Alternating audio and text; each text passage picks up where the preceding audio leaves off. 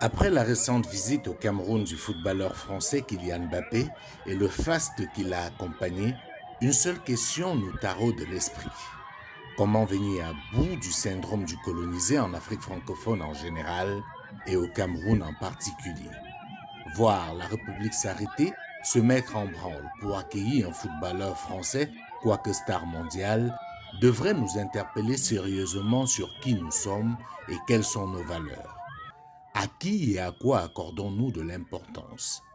Sur le à quoi, on se rend bien compte malheureusement que pour les autorités camerounaises, la distraction a plus de valeur que le travail, que la recherche, que l'innovation, que la création de richesses.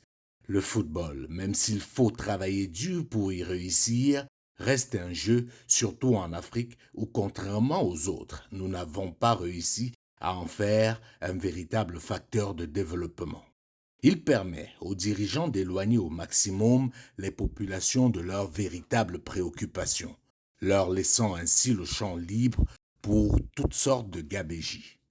Si dans nos pays, on accordait ne serait-ce que les 1 millième de l'importance qu'on donne au football, à l'éducation, à la formation, à la recherche, à la discipline, nul doute que nos pays ne seraient pas dans la même situation.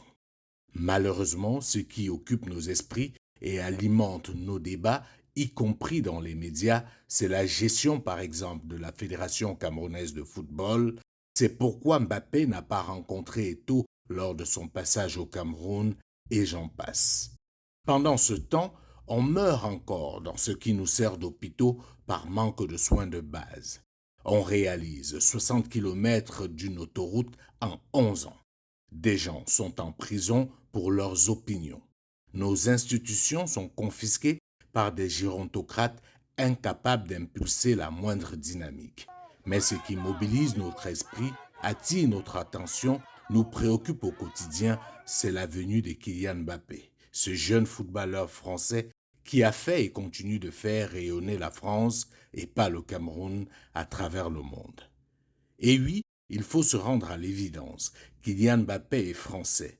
Il n'est même pas franco-camerounais, puisque le Cameroun ne reconnaît pas la double nationalité.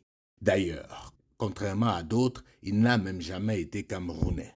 C'est donc ce jeune Français, très talentueux au demeurant, qui a été accueilli au Cameroun, le pays d'origine de son père, par les plus hautes autorités de ce pays.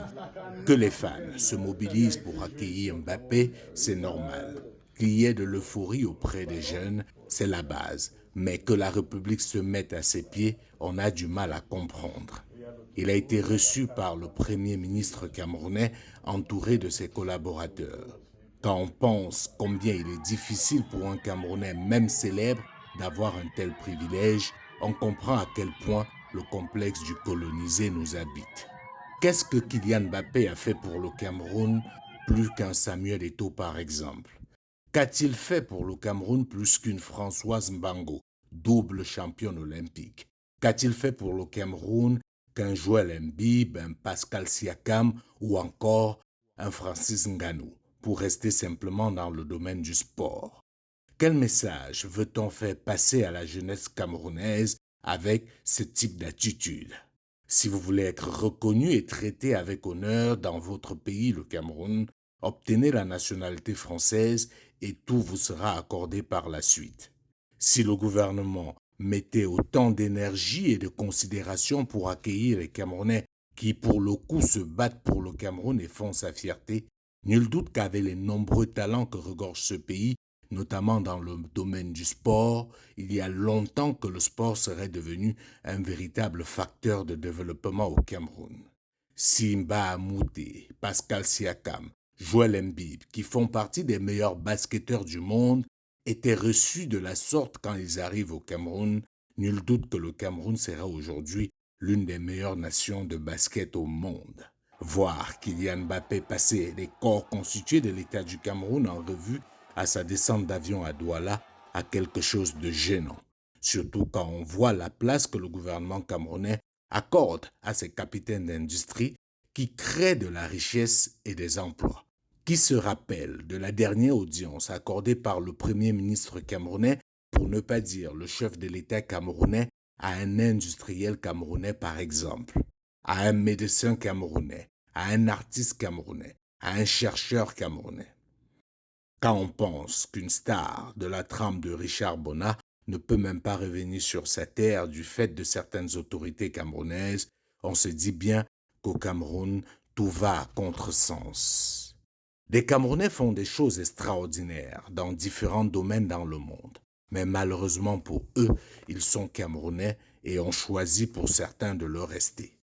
Ils savent désormais, avec le passage de Kylian Mbappé au Cameroun, ce qu'il leur reste à faire pour avoir la reconnaissance des autorités camerounaises. En définitive, ce passage de Kylian Mbappé au Cameroun nous aura permis de nous rendre compte du chemin qu'il nous reste à parcourir dans notre lutte pour la restauration de la dignité africaine.